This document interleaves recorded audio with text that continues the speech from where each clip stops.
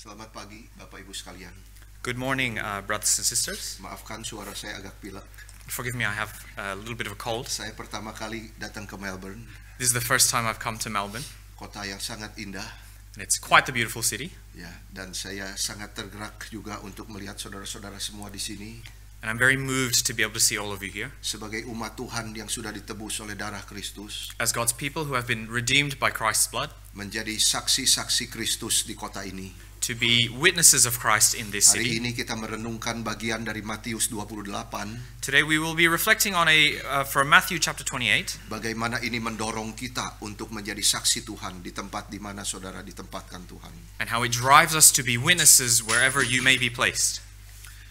Mari kita membuka Matius 28, kita akan membaca dari ayat 1 sampai 15. We will be opening Matthew chapter 28, verses 1 to 15.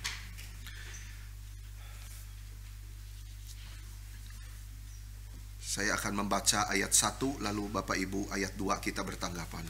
I will be reading verse 1 and the congregation to read verse 2, and we will read in turn. Setelah hari Sabat lewat, menjelang menyingsingnya fajar pada hari pertama minggu itu, pergilah Maria Magdalena dan Maria yang lain menengok kubur itu. And behold, there was a great earthquake, for an angel of the Lord descended from heaven, and came and rolled back the stone and sat on it. Wujudnya bagaikan kilat dan pakaiannya putih bagaikan salju. And for fear of him, the guards trembled and became like dead men. Akan tetapi malaikat itu berkata kepada perempuan-perempuan itu, "Janganlah takut, sebab aku tahu kamu mencari Yesus yang disalibkan itu. He is not here, for he has risen, as he said. Come see the place where he lay. Segeralah pergi dan katakanlah kepada murid-muridnya bahwa ia telah bangkit dari antara orang mati. Ia mendahului kamu ke Galilea. Di sana kamu akan melihat dia. Sesungguhnya aku telah mengatakannya kepadamu." So they departed quickly from the tomb with fear and great joy, and ran to tell his disciples. Tiba-tiba Yesus menjumpai mereka dan berkata, "Salam bagimu." Mereka mendekatinya dan memeluk kakinya serta menyembahnya. Then Jesus said to them, "Do not be afraid. Go and tell my brothers to go to Galilee, and there they will see me."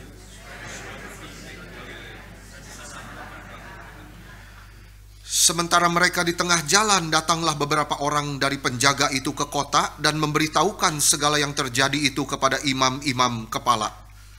And when they had assembled with the elders and taken counsel, they gave a sufficient sum of money to the soldiers, Dan berkata, "Kamu harus mengatakan bahwa murid-muridnya datang malam-malam dan mencurinya ketika kamu sedang tidur."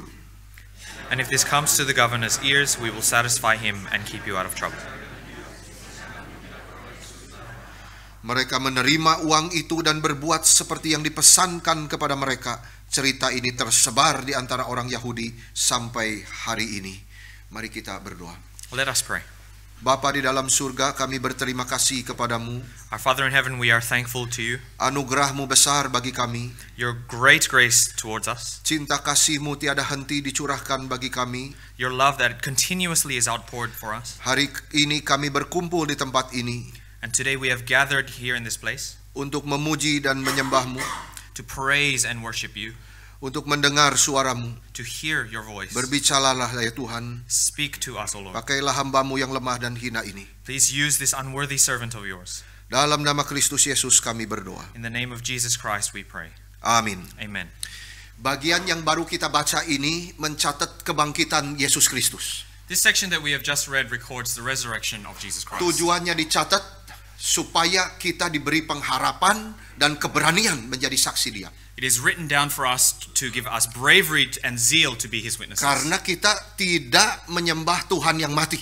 Because we do not worship a dead God. Kita memiliki Tuhan yang hidup. We have a living God.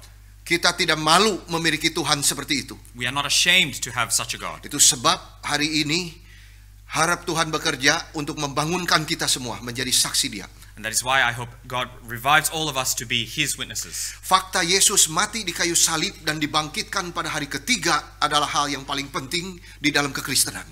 The fact that Jesus died on the cross and was resurrected on the third day is the most important thing in Christianity. Itu sebabnya keempat Injil mencatat ini. And all four of the Gospels record this. Jikalau kebangkitan bohong, maka Alkitab tidak bisa dipercaya lagi. If the resurrection were a lie, the Bible could no longer be trusted. Tetapi Alkitab memberikan laporan-laporan tentang kebangkitan dengan begitu detailnya. However, the Bible gives very detailed accounts of this event. Kebangkitan itu benar-benar adalah fakta sejarah. The resurrection is a historical fact.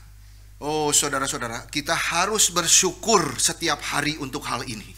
We have to remember and be grateful for this every day. Karena kita memiliki Tuhan yang hidup. Because we have a God that is alive. Kalau kita doa, Dia dengar.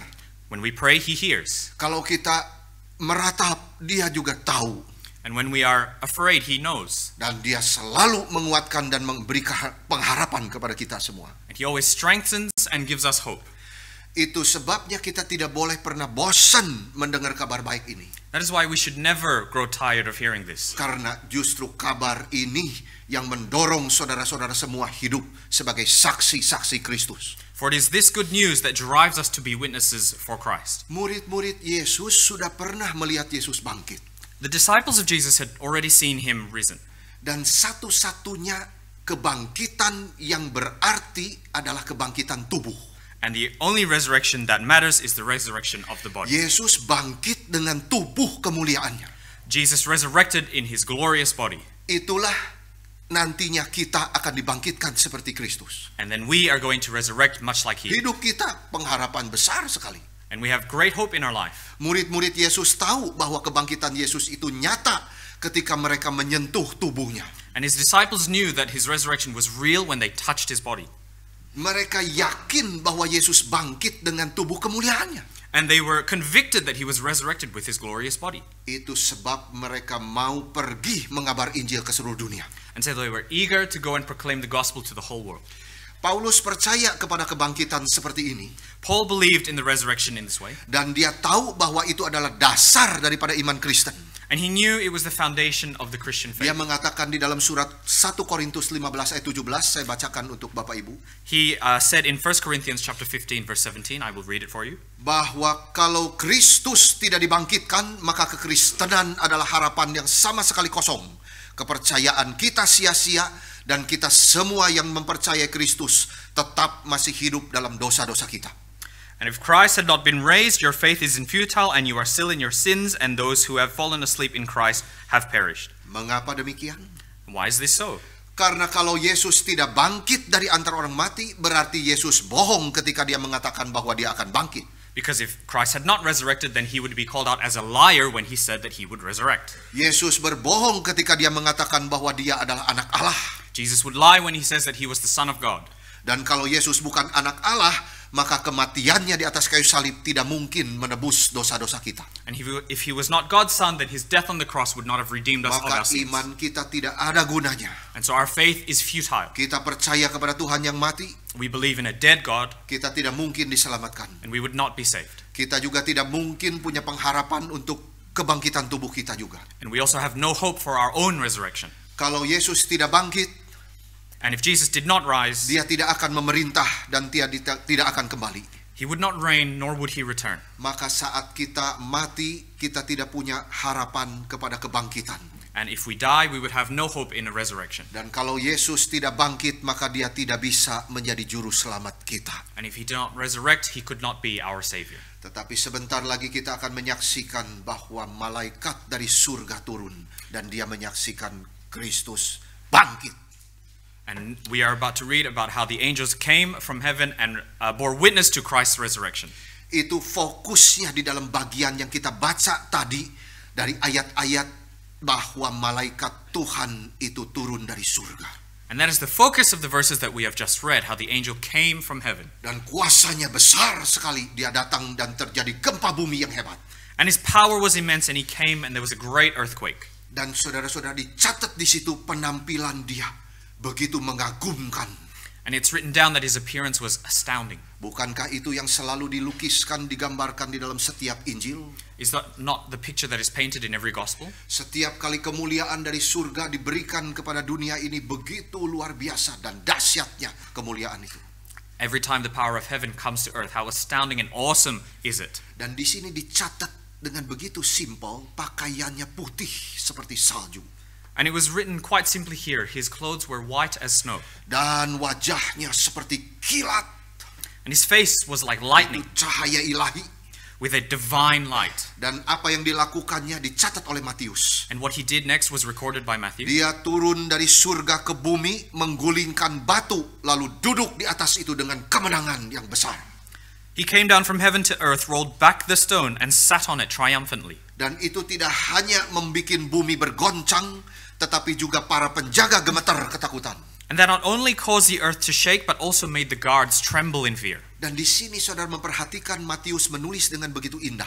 And you can pay attention here as Matthew writes beautifully. Para penjaga itu menjadi seperti orang-orang mati. That the guards became like dead men. Karena menurut pemikiran manusia, Yesus seharusnya yang mati di dalam kubur. And in the way that we should think, Jesus is the one who should be dead in the grave. Tetapi di situ justru para penjaga itu gentar ketakutan seperti orang mati. But instead it was the guards who were shaken with fear and were like dead men. Kita bayangkan saudara-saudara, ketakutan seperti orang mati itu seperti apa? Maybe we can try and imagine what it is like to be so scared to death. Pucat, membeku di tempat. They're frozen on the spot and white. Dan mungkin dia berbaring di tanah dengan wajah tanpa ekspresi. And perhaps they are laying down on the ground with an expressionless face. Tetapi kita diberitahu bahwa malaikat itu tidak peduli sama sekali kepada para penjaga itu. But we know that the angel bore them no attention. Dia hanya peduli kepada kedua perempuan itu, Maria Magdalena dan Maria yang lain. He only gave care to the two women that were there, as in Mary Magdalene and the other Mary, Untuk membangunkan iman mereka. in order to strengthen or revive their faith. Saya mengajak kita semua untuk fokus kepada pesan malaikat yang berisi 4 perintah. I ask us to focus on the angel's 4 commandments today.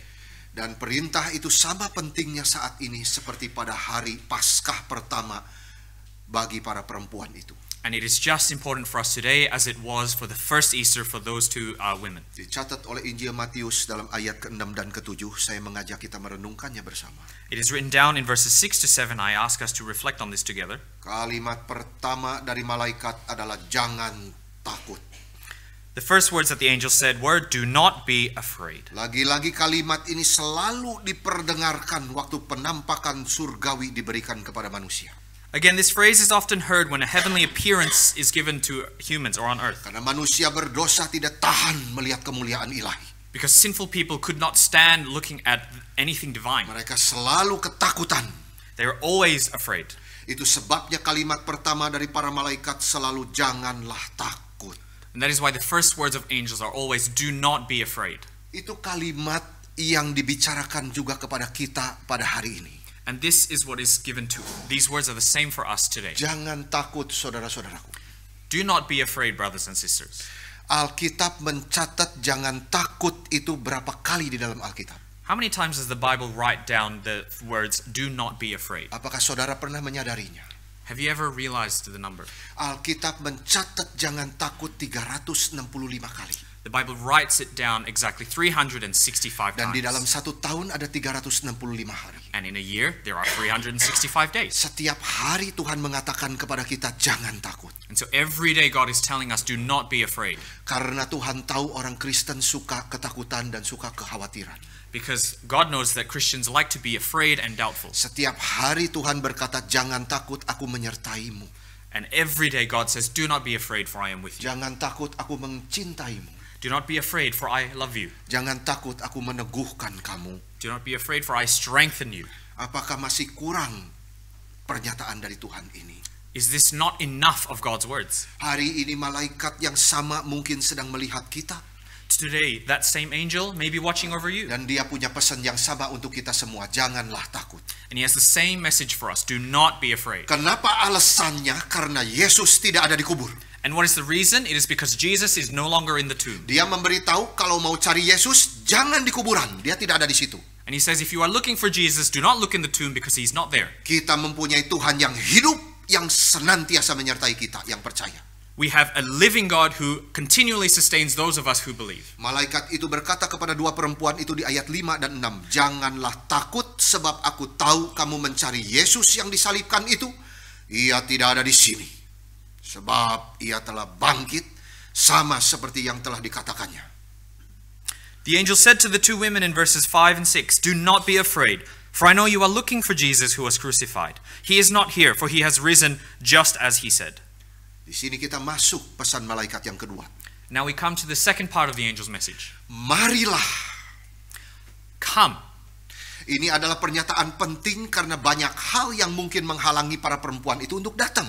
This is an important statement because perhaps there are many things that prevented the women from coming. Ada undangan dari surga. There's an invitation from heaven. Apa yang mungkin menghalangi mereka untuk datang? Yang pertama, kemungkinan tempat. Perhaps the first thing that prevented them or may have prevented them from coming is the place itself. Mereka berada di kuburan pagi-pagi sekali ketika masih gelap. They were at the tomb very early in the morning when it was still dark. Laki-laki pun takut kalau mau pergi keluar tembok Yerusalem itu. Even the men were afraid to exit the walls of Jerusalem at that time. Karena banyak penjahat di situ, mereka kadang-kadang tunggu sampai pagi baru mereka mau keluar. Because there may have been bandits or evildoers hiding around the area. Tapi ini perempuan yang luar biasa, mereka dengan cintanya kepada Yesus, mereka tidak berani pergi. But these extraordinary women, with their bravery and love for God, Christ, went to the tomb. Tetapi mereka mungkin berkata satu dengan yang lain, di sini tidak aman. Perhaps they said to each other, this place is not safe. Lebih baik kita kembali, nanti cuaca lebih cerah, kita kembali lagi ke sini. It is better for us to go when it is brighter, perhaps. Kalau lebih banyak orang. Or if there are more people around. Atau tempatnya jauh sekali, kita malas pergi ke situ. Or perhaps it's so far away that I cannot be bothered to go. Ada saat-saat di mana tempat menghalangi kita untuk datang kepada Tuhan. There are times when the place itself may stop us or prevent us from going. Apakah itu terjadi kepada saudara sekalian? Does that happen to any of you today? Yang kedua, secondly, ketakutan terhadap pemerintahan Romawi mungkin telah menghalangi mereka datang kepada Tuhan. Perhaps the fear of the Romans may have prevented them from coming. Karena batu itu telah disegel, tetapi segelnya rusak dan batunya sudah digulingkan. The stone was sealed, but the seal was broken and the stone was moved. Mungkin itu telah dikerjakan oleh pemerintah Romawi. Maybe the Roman government had done this. Mereka mungkin berkata, kalau begitu kita jangan dekat-dekat. And they said, that is why we should not come any closer. Yang ketiga yang menghalangi mereka, dosa mereka mungkin telah menghalangi. And maybe thirdly, their own sins may have stopped them from inching forward. Sesuatu yang begitu misterius dan suci sudah terjadi di tempat ini.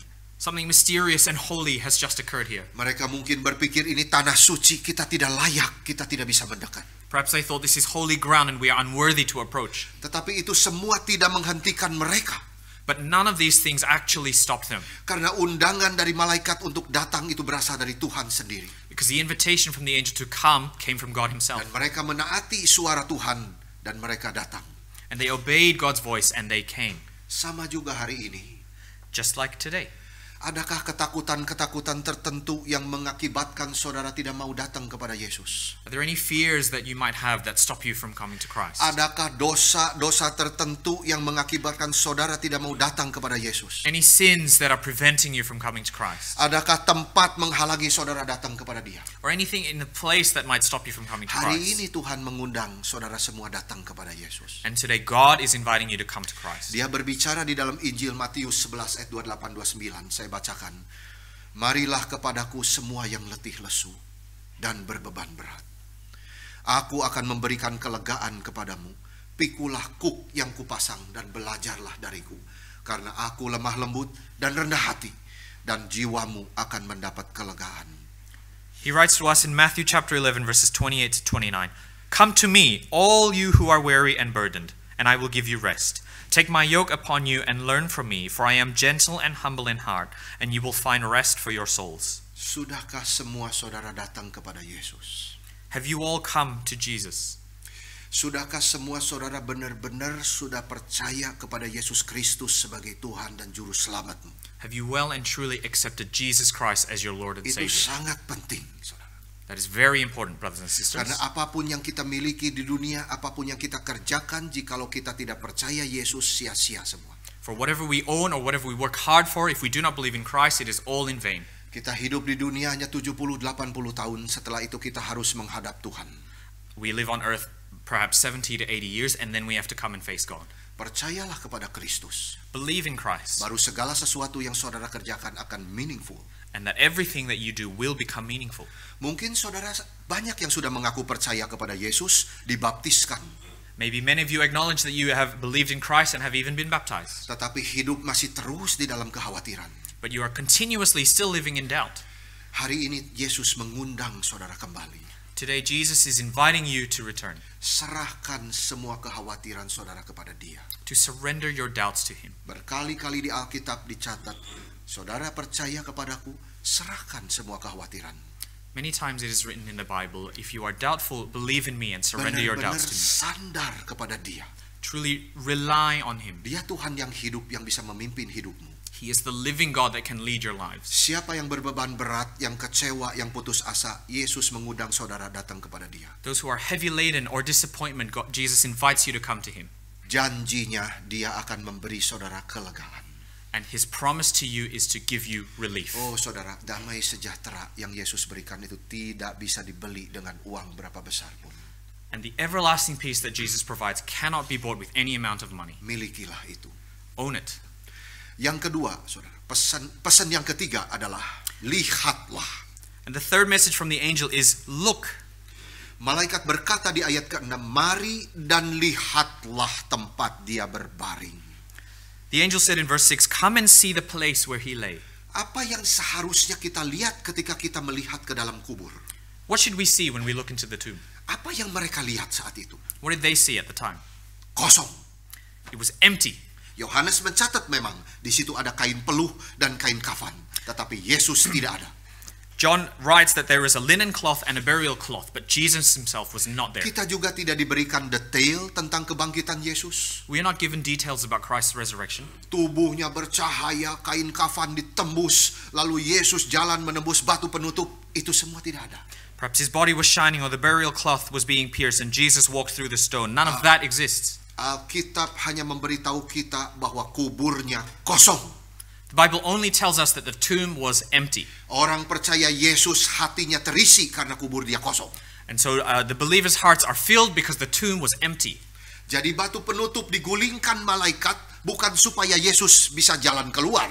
And so the stone was not rolled away for Jesus to be able to walk out. Batu itu digulingkan oleh malaikat supaya murid-murid bisa masuk. The stone was rolled away for his disciples to be allowed in. Bagaimana Yesus keluar dari kubur, Alkitab tidak beritahu kita. How did Jesus come out of the tomb? We are not told. Kita tidak usah berspekulasi. And so we don't need to try and speculate. Tetapi kita diizinkan untuk melihat ke dalam kubur mengikuti Maria Magdalena dan Maria yang lain itu. But we are allowed to look into the tomb like Mary and Magdalene and the other Mary. Apa yang kita lihat di situ paling sedikit kita belajar 5 hal. What we can see, there are at least 5 things we can learn Yang from. pertama kita melihat di dalam kubur kerendahan hati Yesus Kristus. First, when we look into the tomb, we can see the humility of Christ. Yesus yang adalah Allah setara dengan Bapa di dalam kemuliaan dan kebesarannya. Jesus, who was God and one with him in eternity and greatness. Dia mau turun ke dalam dunia menjadi manusia, bahkan mati disalibkan dan dikubur. He came to earth as a man and was willing to die on the cross and buried. Kematian bagi Yesus bukanlah hal yang wajar. His death is not normal death. Karena Yesus tidak berdosa, dia tidak seharusnya mati. Because Jesus did not sin and he did not need to die. Kita semua harusnya mati karena kita orang berdosa. And instead we are the ones who need to die because we have sinned. Tetapi Yesus rela mati mengganti kita. But Jesus was willing to die and replace us. Yesus adalah Allah. Jesus is God. Dia bersama Bapa sejak kekekalan dan akan bersama dengan Bapa selama-lamanya. He was with God from eternity past and will be with him Kita forevermore. tidak akan pernah berharap Yesus akan mati. We do not have to hope that Jesus will die. Tetapi dia benar-benar mati untuk mengganti kita. And yet he actually did die to replace us. Ketika kita melihat ke dalam kubur, And so when we look into the tomb, kita seharusnya kagum akan kerendahan hati Allah yang begitu menakjubkan. we must be awestruck at Christ's humility. Sehingga dia harus ditempatkan di dalam kubur yang begitu hina untuk menyelamatkan kita. So he had to be placed in that disgusting tomb to save us. Praise the Lord. Yang kedua, kita melihat kengerian dosa kita. Justru karena dosa kitalah yang menempatkan Yesus di dalam kubur. Secondly, we can see the horror of our sin because it is for our sin that Jesus was placed in there. Kematian adalah hukuman atas dosa. Death is the punishment for sin. Tetapi Yesus tidak berdosa. But Jesus didn't sin. Lalu mengapa Yesus harus mati? So then why did Jesus have to die? Jawaban jelas di dalam Yesaya 53 ayat 5 saya bacakan. Dia ditikam karena pemberontakan kita. Dia diremukan karena kejahatan kita. Hukuman yang mendatangkan keselamatan bagi kita ditimpakan kepadanya. Dan karena bilur-bilurnya kita disembuhkan. The answer lies in Isaiah 53:5. But he was pierced for our transgressions. He was crushed for our iniquities. The punishment that brought us peace was upon him, and by his wounds we are healed. Ketika kita melihat ke dalam kubur, When we look into the tomb, kita melihat kengerian dosa kita sendiri dan kita sadar Yesus mati mengganti kita. we begin to see the horror of our own sin and realize that Jesus died in our Untuk place. apa tujuannya, saudara? Untuk mendorong kita hidup suci dan membenci dosa. And what is the purpose? It is to cause us to hate sin and live a holy life. Praise the Lord. Yang ketiga, ketika kita melihat ke dalam kubur, kita juga diingatkan bahwa kita satu hari akan mati. And thirdly, when we look into the tomb, we are reminded that we too will die. Kita semua akan mati dan dipisahkan dari orang-orang yang kita kenal dan kita kasihi. We are all going to die and be separated from those whom we know and love. Kecuali Tuhan datang kembali sebelum kita mati. Unless Jesus returns a second time before we die. Ketika kita melihat ke dalam kubur, kita diingatkan betapa fananya hidup kita ini. We look into the tomb and realize how vain our lives are today. Dan sekaligus kita diingatkan bahwa ada kehidupan kekal setelah kehidupan ini. And we are also reminded that there is an eternal life ahead of us after this life. Itu sebab kita harus mengerjakan segala sesuatu yang bernilai kekal di dalam hidup sementara di dunia ini. And so we must work hard to bear fruit eternally and have eternal value in this temporal world. Yang keempat dan yang terpenting, kita waktu melihat ke dalam kubur, melihat bahwa Yesus tidak ada di dalamnya. Fourthly and most importantly, when we look into the tomb, we see that Jesus is not in it. Malaikat itu mengatakan kepada Maria Magdalena, Yesus yang disalibkan itu tidak ada di sini sebab ia telah bangkit. The angel said to Mary Magdalene, Jesus who was crucified is not here. He has risen. Ayat ke-6 dicatat, dia telah bangkit sama seperti yang telah dikatakannya. Verse 6 is written that he has risen like he said. Dan perkataan malaikat itu mengingatkan kita perkataan Yesus sendiri. The words of the angel remind us of Jesus' own words. Dia mengatakan tentang kematian dan kebangkitannya 6 kali di Injil Matius saja. He spoke about his death and resurrection 6 times in the Gospel of Dan Matthew. Yesus benar, dia telah mati tetapi bangkit kembali. And Jesus was right in that he died and was risen. Dan malaikat itu tidak berkata di sini, batu itu sudah terguling, kalian tidak perlu masuk ke dalam. The angel didn't say the stone has been rolled away, you don't need to enter. Percaya saja kalau Yesus sudah bangkit. Just believe that Jesus has resurrected. Tidak, saudara. Mereka diundang masuk, lihat sendiri. No, they were invited to come in and to see themselves. Malaikat itu mengundang 2 perempuan itu masuk ke dalam kubur. The angel invited them to come into the tomb Menyaksikan dengan mata sendiri. to see with their own eyes, Supaya mereka melihat dan mengerti apa yang terjadi di dalam kubur. so that they could see what has happened themselves in the tomb. Yesus tidak ada di dalamnya.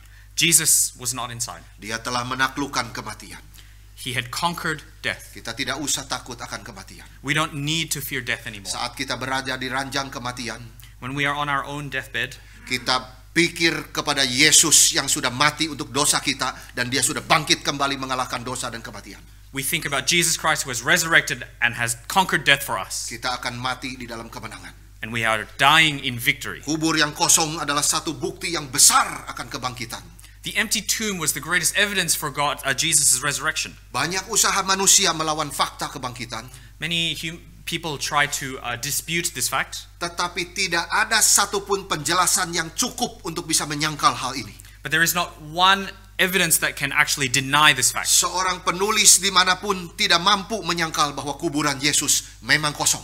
No author can ever deny that Jesus' tomb was empty. Para murid Yesus satu persatu rela mati martir karena mereka tahu Yesus sungguh-sungguh bangkit. The fact that each of Jesus' disciples were willing to die and be martyred for this. Jadi satu-satunya penjelasan tentang kubur kosong ialah bahwa benar-benar Yesus telah dibangkitkan dari kematian seperti yang dicatat di dalam Alkitab. So the only reason why the tomb would be empty is that Jesus resurrected as it was written beforehand.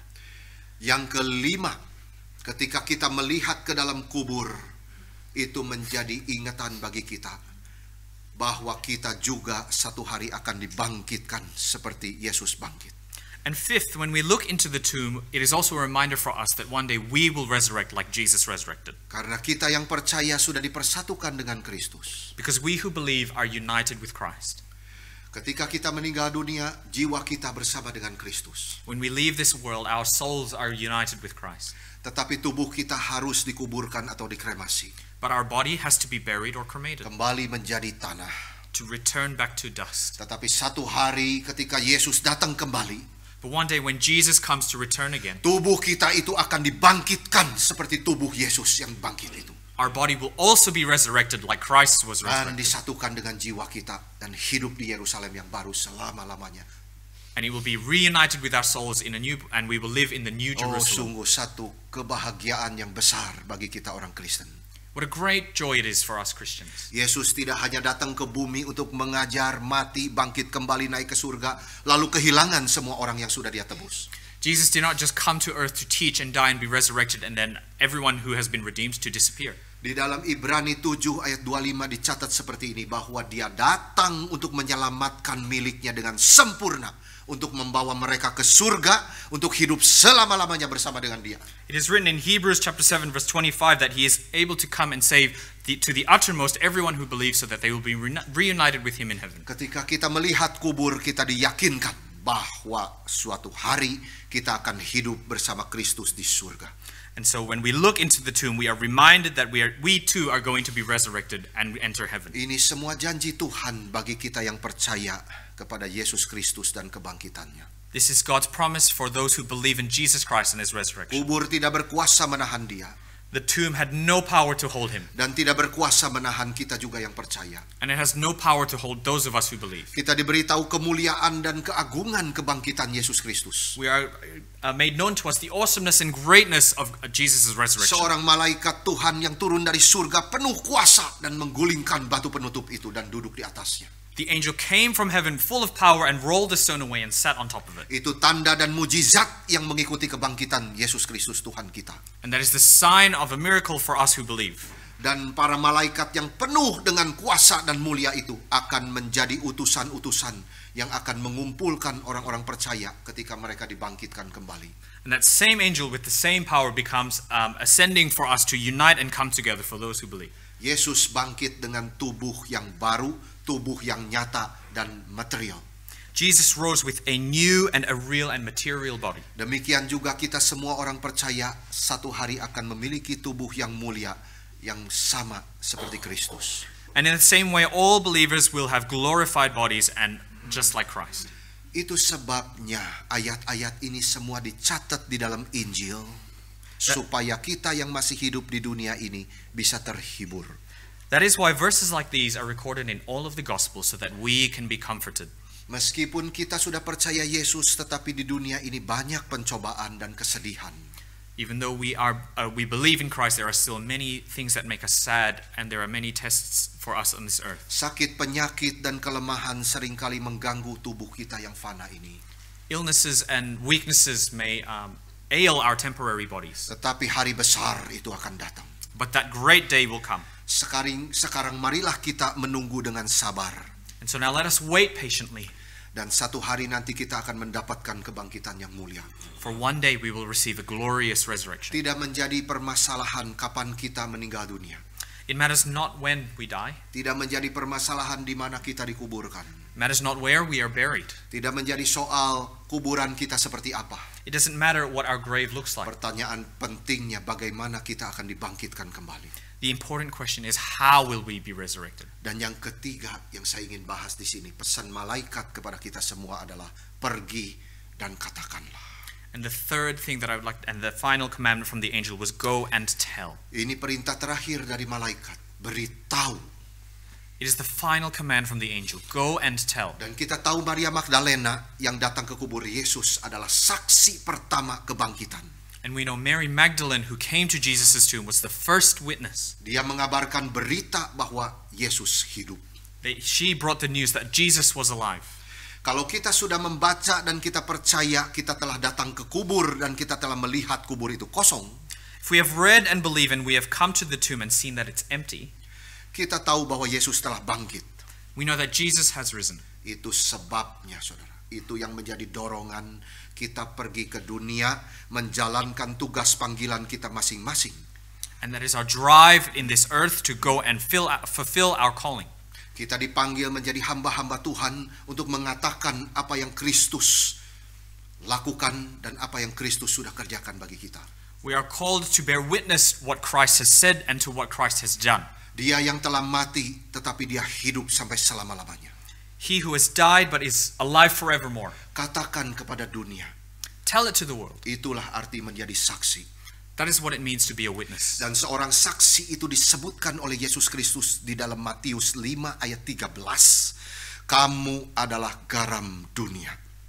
Jika garam itu menjadi tawar, dengan apakah ia diasinkan?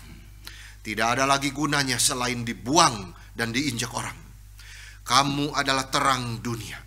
Hendaklah terangmu bercahaya di depan orang, supaya mereka melihat perbuatanmu yang baik dan memuliakan Bapamu yang di surga. And being a witness is described by Jesus in Matthew chapter 5 verse 13. You are the salt of the earth.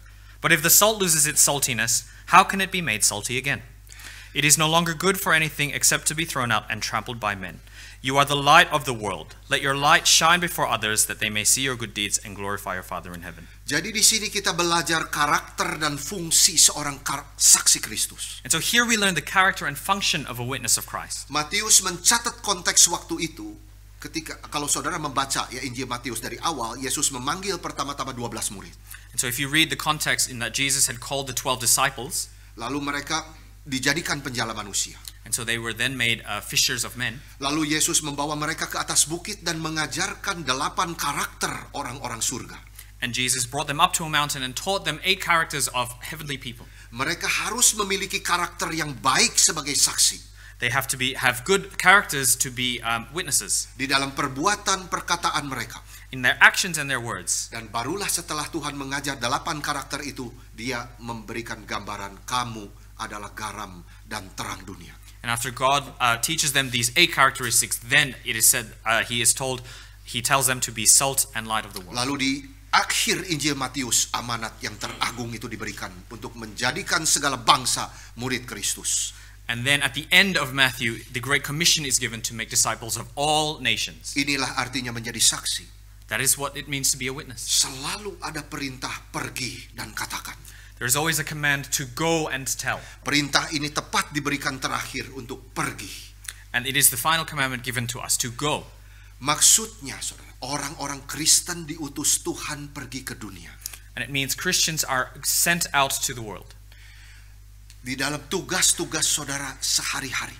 In your daily tasks. Ke tempat pekerjaan masing-masing di mana saudara dipercayakan oleh Tuhan. When you go to work in a place that God has entrusted you to. Lalu katakanlah artinya menjadi saksi kebangkitan Yesus sebagai garam dan terang.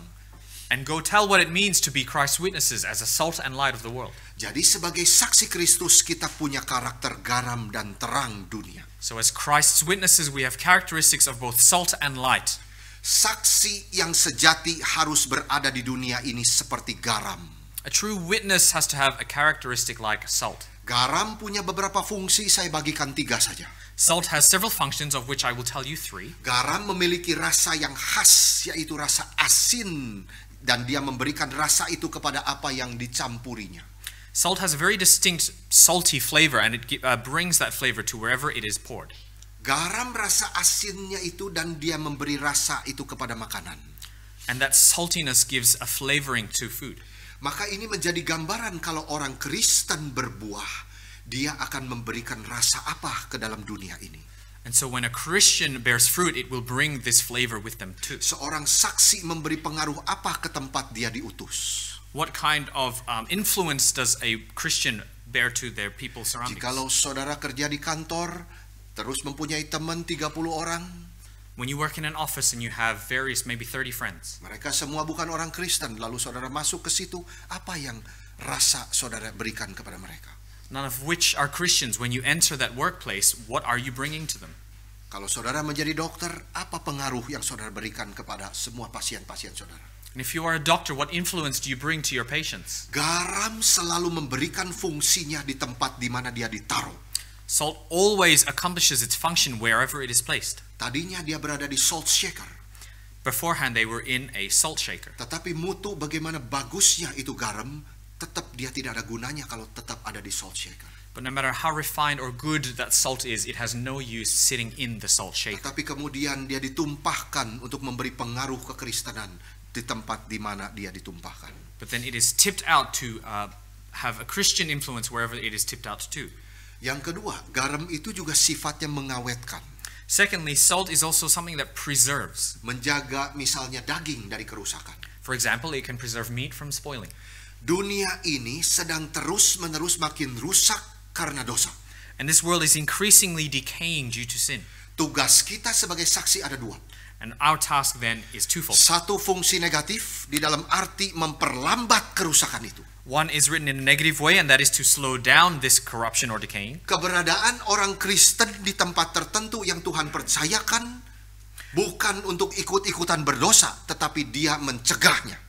As Christians in a specific place that God has placed us, we are not to take part in the same sins of where we are. Dan kedua, fungsi positif And the second is a more positive function. di dalam arti dia mengusahakan yang terbaik dari orang lain di tempat itu. And that function is to give the very best to wherever they are. Dia bukan menjadi sandungan tetapi menjadi teladan di dalam etos kerja. They are not stumbling blocks, but rather models in work ethic. Dan ketiga, garam memberikan rasa haus. And thirdly, salt creates thirst. Ketika Yesus berbicara kepada Nikodemus, kamu harus dilahirkan kembali. When Jesus spoke to Nicodemus saying, you have to be born again, Di situ Yesus menciptakan rasa haus di dalam diri Nikodemus, Jesus created a thirst in Nicodemus. yaitu menjadikan dirinya sadar berdosa dan dia membutuhkan Kristus. And he made him aware of his own sin and his need for Christ. Orang Kristen yang menjadi saksi Tuhan memberi rasa haus itu kepada orang lain. And witnesses of Christ also bring the same sense of thirst to those around them. Membuat mereka menyadari bahwa kebutuhan yang terbesar di dunia adalah percaya kepada Yesus Kristus. To make them aware that their greatest need on earth is to believe in Christ. Kita adalah saksi-saksinya. And so we are his witnesses. Apapun profesi saudara di dunia ini, Whatever your profession might be on, saudara adalah hamba-hamba Tuhan. perhaps you are a pastor, Baik sebagai dokter, perhaps you're a doctor pengusaha, or a businessman, konsultan, perhaps you're a consultant. student. Tugasnya membuat orang lain, pasien, klien, pelanggan, teman-teman sadar bahwa mereka membutuhkan Kristus untuk keselamatan mereka. Your task is to make others, be it patients or clients or customers or even friends, aware that they need Jesus for their salvation. Kedua, saksi yang sejati harus berada di dunia ini seperti terang. Secondly, a witness in this earth must be like a light of the world. Terang juga memiliki beberapa fungsi, saya bagikan dua saja. Light also has several functions, of which I will tell you two. Terang punya sifat yang berbeda dengan gelap. Light is different in nature to darkness. Di mana ada terang, gelap sirna. Where there is a light, there is no darkness. Jikalau ada terang yang kecil saja di ruangan yang gelap, pasti akan langsung terlihat. Even a very small light in a room full of darkness, it will immediately be seen. Makanya Yesus berkata, kamu tidak menyalakan lampu lalu menaruhnya di bawah tempayan, tapi di atas kaki pelita supaya memberi terang kepada semua orang. That is why Jesus said, when you light a lamp, you do not place it under a basket. Instead, you put it on a stand so that it gives light to everyone in the house. Artinya terang itu tidak boleh disembunyikan. It means that light should not be hidden. Artinya orang Kristen tidak boleh malu menyatakan identitas dia sebagai pengikut Kristus. And it means a Christian should not be ashamed to declare their identity as a follower Dia of harus Christ. berani menyatakan perbedaan hidupnya dengan orang-orang dunia yang tidak mengenal Tuhan. They must bravely show how their lives are different to those who do not follow Christ. Tidak ada yang namanya secret believers. There's no such thing as a secret Kita harus believer. berani menyatakan identitas kita menjadi saksi Tuhan. We must dare to make known our faith in Christ. Yang kedua, terang itu berguna sebagai penunjuk jalan. And secondly, light shows or guides the way. Dan jalan itu adalah Yesus Kristus. And the way is Christ. Orang Kristen harus menjadi pemandu di dunia ini. A Christian should be a guide in this world. Di dalam arti dia harus hidup menjadi teladan.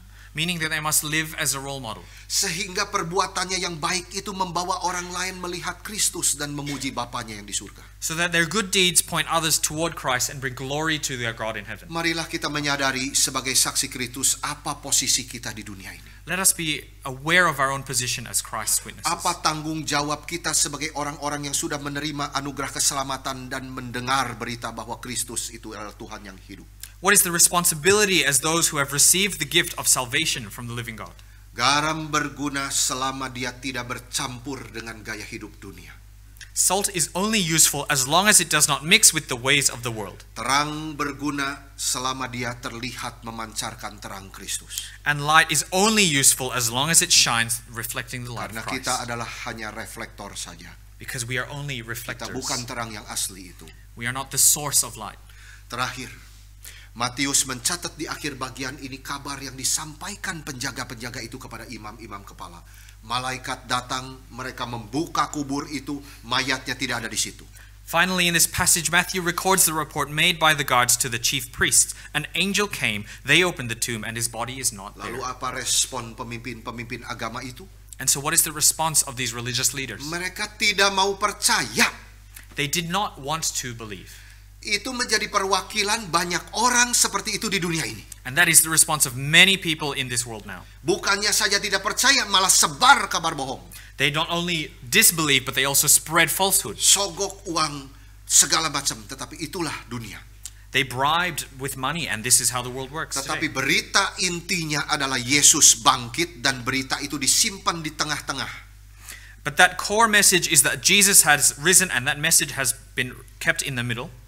Di tengah-tengah segala usaha manusia melawan Yesus. In the middle of all of the human efforts to oppose Jesus. Matius meletakkan berita Yesus bangkit. Itu sangat indah, seperti sandwich.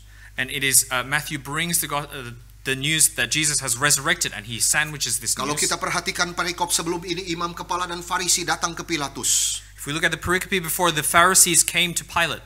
Mereka ketakutan minta penjaga, jaga kubur Yesus, takut mayatnya dicuri murid-muridnya. They were afraid that Jesus' body would be stolen and taken away. Lalu di pasal 28 ayat 11 mereka membuat konspirasi yang jahat, memakai uang, suruh jangan cerita apa yang mereka tahu, dan berbohong bilang mayat Yesus dicuri. And in verse 11, they created a wicked conspiracy using money to tell the guards to lie and say that Jesus' body was stolen. Tetapi intinya ada di tengah, di ayat 6, dia telah bangkit. But the essence is still in the middle, in that he has risen. Artinya di tengah segala kejahatan, kegelapan, dosa, ada pengharapan. In the midst or in the middle of the darkness of this world, there is still hope. Di tengah segala kejahatan manusia yang sekongkol mengerjakan kejahatan melawan Yesus, dia tetap bangkit. In the midst of human evil who conspire to do evil against Jesus, he still rises. Dunia diwakili oleh pemimpin-pemimpin agama itu. And the world is represented by these religious leaders. Mereka mengejek Yesus waktu disalib. Biarlah dia turun dari salib itu, maka kami akan percaya kepada dia.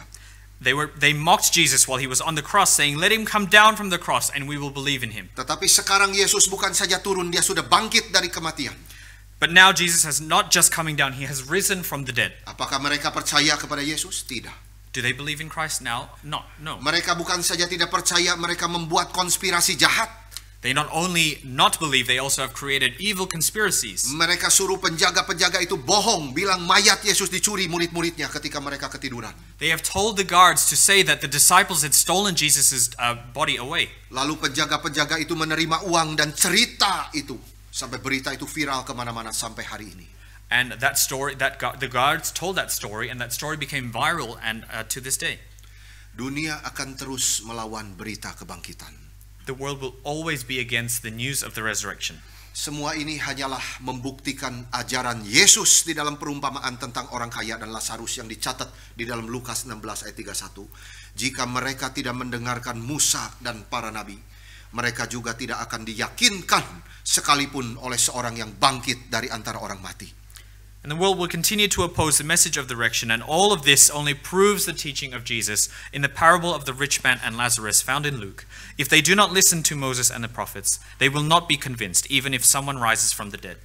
Itu benar, saudara. Banyak di sekitar kita orang yang belum percaya. And this is true in that many around us do not yet believe. Tetapi kita sudah menerima anugerah, kita percaya kepada Yesus dan dia bangkit dengan tubuhnya.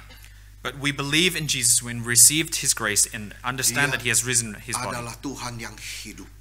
He is the living God. Dan kita sekarang mau ikut apa yang dilakukan dua perempuan itu ketika Yesus menjumpai mereka.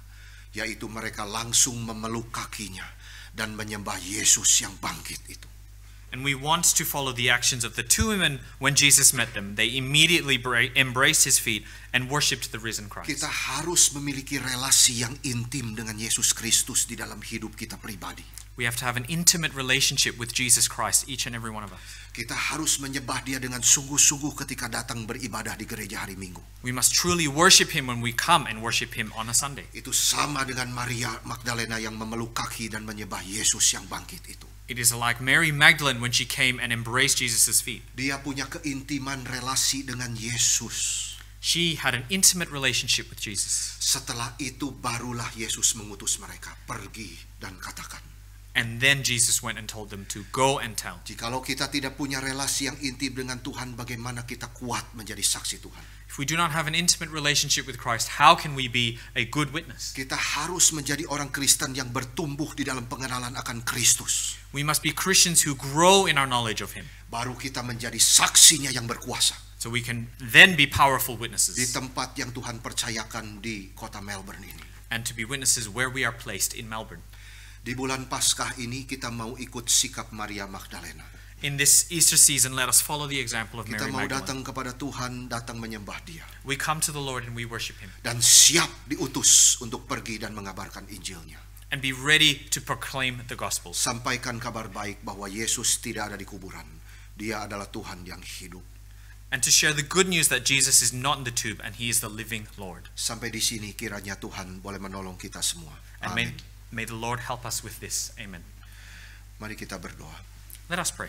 Bapa di dalam surga, Our Father in heaven, kami berterima kasih we give thanks karena Engkau mengutus Yesus Kristus, anakmu yang terkasih itu ke dunia ini, for you have sent your beloved Son Jesus Christ into this world untuk mengalirkan darah mati mengganti kami, to pour out His blood and to replace us, untuk kami boleh menjadi saksinya yang hidup. so that we may be living witnesses. Tuhan tolong kami, May you help us, ketika Lord, kami sudah mendengar berita Engkau bangkit, when we have heard the news of your resurrection. biarlah kuasa kebangkitan itu menggerakkan kami May the power of that resurrection move us menjadi saksi Kristus di tempat di mana kami ditempatkan oleh Tuhan. to be witnesses of Christ wherever we are placed, Jadikan kami yang saksi yang setia sampai Engkau datang kembali. that we may be faithful witnesses until you return.